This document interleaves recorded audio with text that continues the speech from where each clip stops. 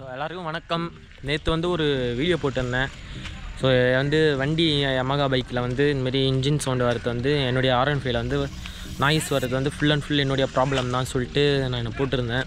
அதில் வந்து இன்ஸ்டாகிராமில் நிறைய பேர் கமெண்ட் பண்ணாங்க, ப்ரோ பண்ணதெல்லாம் உன் மேலே தப்பு வச்சுன்னு யமகா பைக்ஸை வந்து நீ வந்து தப்பு சொல்லாத ப்ரோ சொல்லிட்டு சொன்னாங்க.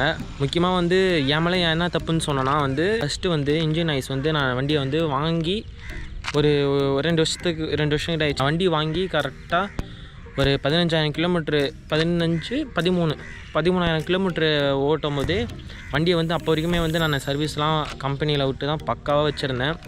லைட்டாக சவுண்டு வர ஆரம்பிச்சிது. அப்போ நான் வந்து வண்டியை அடித்து கூட ஓட்டினதில்லை, பொறுமையாக தான் குழந்த மாதிரி வச்சுட்டு இருந்தேன். அப்போ வந்து எனக்கு இன்ஜினில் வந்து ஒரு மாதிரி சின்னதாக சவுண்டு வந்துச்சு, ஒரு மாதிரி அந்த கலன்னு சவுண்டு வந்தது. இது வந்து எனக்கு மட்டும்தான் நான் சொல்லிட்டு அப்படி நினச்சேன். நான் ஏன்னா வாங்கி ஒரு 2 வருஷம் பக்கம் ஆகி தான் எனக்கு அந்த சவுண்டு வர ஆரம்பிச்சிது. என் ஃப்ரெண்டு வந்து வண்டி வாங்கி ஒரு மாதம் 1.5 மாதம் தான் இருக்கும், அவனுக்கு அந்த சவுண்டு வர ஆரம்பிச்சிச்சு. அவன் வந்து ஃபஸ்ட்டு சர்வீஸ் முடிச்சுட்டு அப்போ தான் எடுத்துகிட்டு வந்து ஒரு வாரம் இருக்கும். ஃபஸ்ட்டு சர்வீஸ் முடிச்சுட்டு ஒரு வாரம் கழிச்சு வரான், அவன் வண்டியில் இந்த சவுண்டு வருது சொல்லிட்டு சரி என்னவா இருக்குன்னு சொல்லிட்டு நாங்களும் சரி கொஞ்ச நாள் விடுவோம் சொல்லிட்டு விட்டுருந்தோம். கரெக்டாக எனக்கு சவுண்டு வந்து ஒரு வார டைம்லேயே அவனுக்கும் வந்துடுச்சு. அவன் வந்து அந்த வண்டியை அவ்வளோ கொஞ்சம் எடுக்கிறது அப்படியே கொஞ்சமாக ஸ்டாப் பண்ணிட்டான், பொறுமையாக ஓட்டிகிட்டு பொறுமையாக வச்சுருந்தான்.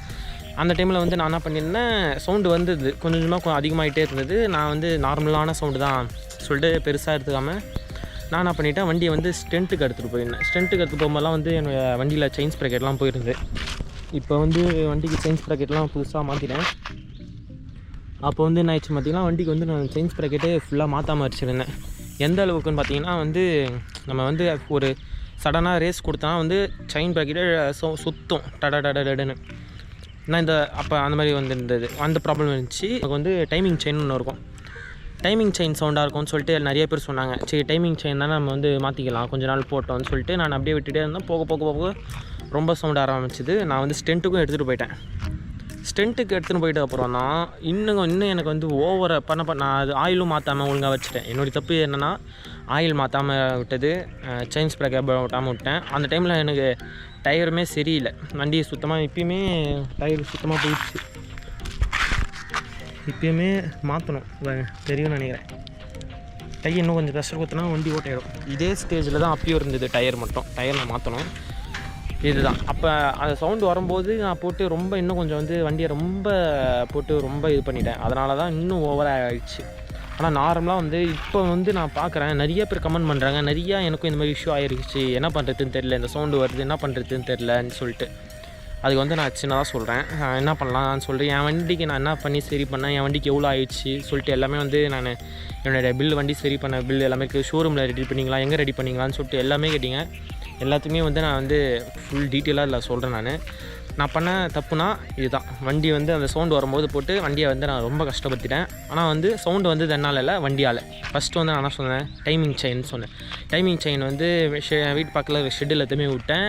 டைமிங் செயின் சவுண்டு இல்லை, இது வேறு ஏதோ சவுண்டு வருதுன்னு சொன்னாங்க. நான் அப்போ என்கிட்ட கொஞ்சம் காசு இல்லாததுனால நான் அப்புறமா பண்ணிக்கிறேன் சொல்லிட்டு வந்துட்டு ஒரு 6 மாதம் கிட்டே வீட்டில் இருந்தது. அப்புறம் ஷெட்டில் எல்லாத்தையுமே விட்டு ஒரு காசு இல்லாததுனால ஒரு வருஷம் பக்கம் அப்படியே ஷெட்டில் தான் இருந்தது, 1 வருஷம் மேலே இருக்கும். அப்போ ஷெட்டில் அந்த டைமில் என்ன ஆயிடுச்சு, அப்புறம் வந்து வண்டியை பிரிச்சுட்டு ஃபுல்லாக பார்க்கும்போது என்ன ஆயிடுச்சுன்னா, வேல்யூ டேப்பர்னு சொல்லிட்டு இருக்கும் ஒன்று, அது வந்து லூஸ் ஆகிட்ருக்கும். அது வந்து லூஸ் ஆகிடுச்சுன்னா அது நான் அந்த வால்யூ டேப்பெட் வந்து எப்படி இருக்குன்னு சொல்லிட்டு நான் வந்து ஸ்க்ரீன் அது ஃபோட்டோ ஆட் பண்ணுறேன், இல்லை வீடியோ எதாவது கிடச்சிச்சின்னா நான் வந்து ஆட் பண்ணுறேன். 2 இருக்கும், நமக்கு 4 சைட்ஸ் இருக்கும், அது ஸ்ப்ரிங் மாதிரி. அது வந்து லைட்டாக ஒரு ஸ்கேல் போகிற அளவுக்கு கேப் இருந்தாலுமே அந்த சவுண்டு வரும், டக்குன்னு. இதில் வந்து அதுவுமே லூஸாக இருந்துச்சு. இன்னொன்று வந்து பெரிய நான் பண்ண மிஸ்டேக் என்னன்னு பார்த்தீங்கன்னா, வண்டியில் வந்து ஆயில் மாற்றலை. மிகப்பெரிய தப்பு என்னன்னு பார்த்தீங்கன்னா இதுதான், நான் வந்து ஆயில் மாற்றாமல் விட்டு ஆயில் இல்லாமல் என்னுடைய போரு ஹெட்டு சொல்லிட்டு ஏகப்பட்ட வேலை வச்சிருச்சு. இந்த சவுண்டு வரும்போது நமக்கு ஆயிலெலாம் கொஞ்சம் நல்லா மாற்றி நல்லா இது பண்ணியிருக்கணும். நான் வந்து அந்த டைமில் எல்லாமே ஃபுல் அண்ட் ஃபுல் விட்டேன். அந்த டைமில் என்ன ஆயிடுச்சுன்னு பார்த்தீங்கன்னா வந்து அப்படியே எல்லாம் சீஸ் ஆகிற ஸ்டேஜுக்கு போயிடுச்சு. ஆனால் சீஸ் ஆகலை, ஸ்டேஜுக்கு போயிடுச்சு. வண்டியை போய் இன்ஜின் பிரிக்கிறோம், ஃபுல்லாக அந்த போர் ஃபுல்லாக சுற்றி ஃபுல்லாக தேஞ்சிருக்குது. ஹெட்டு ஃபுல்லாக வேலை பார்த்தோம். நம்ம பண்ணுற சின்ன தப்பு இது எதனால் வருதுன்னே கண்டுபிடிக்க முடியல. நம்ம கேட்ட மெக்கானிக்ஸ் எல்லாமே நான் சொல்கிறாங்கன்னா தெரியல, எதனாலன்னே தெரியல தான் சொல்கிறாங்க. ஸோ எனக்கு தெரிஞ்சு நான் கெஸ் பண்ணுறேன், எனக்கும் தெரியல, நான் சொல்கிறேன் எதனாலையா இருக்கும்னு. ஆயில் கரெக்டான டைமிங்கில் மாற்றாதது, நம்ம வண்டி அடித்து நம்ம ஃபுல்லாக வாங்கின புதுசில் வந்து வண்டி வந்து ஃபுல்லாக டாப் வெடி தரும் சொல்லிட்டு அந்த மாதிரி பண்ணுறதுனால வரும், அந்த மாதிரிலாம் வரும். சரி ப்ரோ, இந்த ப்ராப்ளம் வந்துச்சுன்னா அது என்னென்னலாம் இஷ்யூவாக இருக்கும்னு நமக்கு இந்த ப்ராப்ளம் ஸ்டார்டிங் ஸ்டேஜில் ஒன்றுமே தெரியாது. போக போக போக போக அதிகமாக ஆகும். ஸ்டார்டிங் பிக்கப் இருக்கும், டாப் எண்டு போக முடியாது. ஸ்டார்டிங் பிக்கப்பே நமக்கு வந்து ரொம்ப லோவாக இருக்கும். ஸோ இதெல்லாம் வந்து ஸ்டார்டிங்லேயே பார்த்துட்டு நீங்கள் இதை சரி பண்ணிட்டீங்கன்னா எதுவுமே பிரச்சனை இருக்காது. ஒன்று இந்த சவுண்டு வந்துச்சுன்னா ஒன்று டைமிங் செயினாக இருக்கும், இல்லையா வேல்யூ டேப்பெட்டாக இருக்கும். நீங்கள் அப்படி சவுண்டு வந்துமே நீங்கள் அப்படி தான் ஓட்டுவேன்னா உங்கள் வண்டி வந்து பெரிய பிரச்சனையில் கொண்டு போய் விட்டுரும். ஸோ வந்து அந்தமாதிரி சவுண்டு வந்துச்சுன்னா கொஞ்சம் ஆயில் மாற்றிடுங்க. ஆயில் கரெக்டாக மாற்றி வச்சுக்கோங்க. இப்போ உடனே போய் உங்கள் பக்கத்தில் இருக்க ஷெட்டோ இல்லை ஷோரூமோ சொல்லிட்டு அங்கே போய் இது பண்ணிடுங்க. ஸோ வந்து எல்லாருமே கேட்டது என்ன கொஸ்டின்னா, ஷோரூமில் ரெடி பண்ணிங்களா வெளில ரெடி பண்ணிங்களான்னு. நான் பண்ணது வந்து எனக்கு தெரிஞ்ச ஒருத்தவங்க கையில் தான் வண்டி ஃபுல்லாக ரெடி பண்ணேன். ஸோ என் வண்டி எங்கள் ரெடி ஆனது வந்து பார்த்திங்கன்னா ஒரு 24,000 25,000 பக்கம் ஆகிடுச்சு. ஸோ அது பில்லையும் நான் ஃபுல்லாக போகிறேன். ஏன்னா என் வண்டிக்கு வந்து நிறையா ஆக்சிடென்ட் ஆனதுனால நிறையா கொஞ்சம் வேலையும் இருந்தது. ஸோ அதனாலேயும் வந்து எனக்கு இதாகிடுச்சு. இப்போ வந்து என் வண்டியை வந்து ஸ்டார்ட் பண்ணி காட்டுறேன் எப்படி இருக்குன்னு சொல்லிட்டு சவுண்டு பாருங்கள்.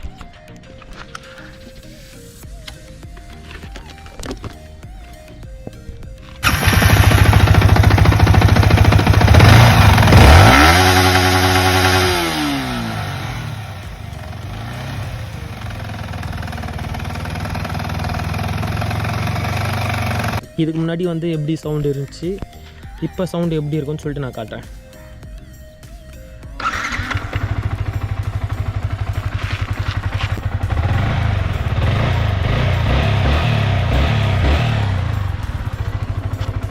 ஸோ இப்போ வந்து பார்த்திங்கன்னா நம்ம வண்டி ஸ்டாக்காக நம்ம வந்து வண்டி புதுசாக வண்டி எப்படி எடுத்தோமோ அந்த நாய்ஸ் வந்துடுச்சு ஃபுல்லாகவே.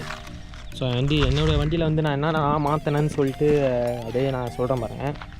என் வண்டியில் வந்து ஃபுல் அண்ட் ஃபுல் நிறையாவே ஒர்க் நடந்தது. வந்து செயின்ஸ் பிரேக்கர் மாற்றணும், நமக்கு இன்ஜின் ஒர்க் ஃபுல்லாக ஹெட்டு போரு சொல்லிட்டு ஃபுல்லாக ஏகப்பட்ட வேலை இருந்தது.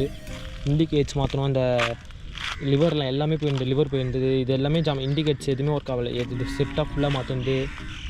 ஆக்சிலேஷன் கேபிள், கெட்சு கேபிள் ஃபுல்லாகவே ஏகப்பட்ட ஒர்க்ஸ் இருக்குது. நான் அந்த பில்ஸ்லாம் நான் ஆட் பண்ணுறேன். பேக் இண்டிகேட் எல்லாமே ஒரிஜினலாகவே இருக்கட்டும்னு சொல்லிட்டு ஃபுல்லாகவே இது பண்ணுவோம். நமக்கு பிரேக் ஆயிலு, கூலண்ட் ஆயில் ஃபுல்லாகவே.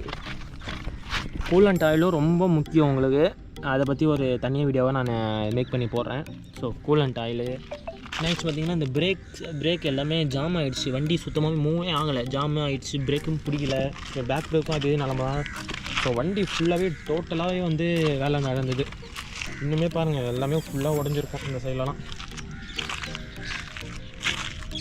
வண்டி நான் ஓட்டி ஆக்சிடென்ட் ஆனால் கூட எனக்கு ஒரு மாதிரி இருந்திருக்கும். நம்ம ஃப்ரெண்ட்ஸ் ஓட்டிட்டு போய் ஆக்சிடென்ட் பண்ணிட்டாங்க. அது பாருங்கள் ஃபுல்லாகவே. ஸோ வந்து டோட்டலாக வந்து ரெடி பண்ணியாச்சு. ஸோ இன்னும் ஒரே பெண்டிங் விஷயம் என்னென்னா டயர் மாற்றணும். டயர் மாற்றிட்டோம்னா அவள் தான் ஃபுல்லாக நம்ம எங்கேயாச்சும் நம்ம கிளம்பி ஜாலியாக போயிட்டே இருக்கலாம். ஸோ வந்து நம்ம வீடியோ பார்த்துட்டு பிடிச்சவங்க வந்து லைக் பண்ணிட்டு கமெண்ட் பண்ணுங்கள், ஷேர் பண்ணுங்கள். உங்களுக்கு வந்து எத்தனை பேருக்கு இந்த மாதிரி பிரச்சனை இருக்குன்னு சொல்லிட்டு கமெண்ட்னு சொல்லிட்டு போங்க. எத்தனை பேருக்கு இந்த மாதிரி இஷ்யூ இருக்குன்னு சொல்லிட்டு நானும் பார்த்து தெரிஞ்சுக்கிறேன். என்னால் முடிஞ்சுன்னா உங்களுக்கு நான் ஐடியா கொடுக்குறேன் என்ன பண்ணலாம் இஷ்யூ சொல்லிட்டு நான் வீடியோவில் சொல்லிட்டேன்.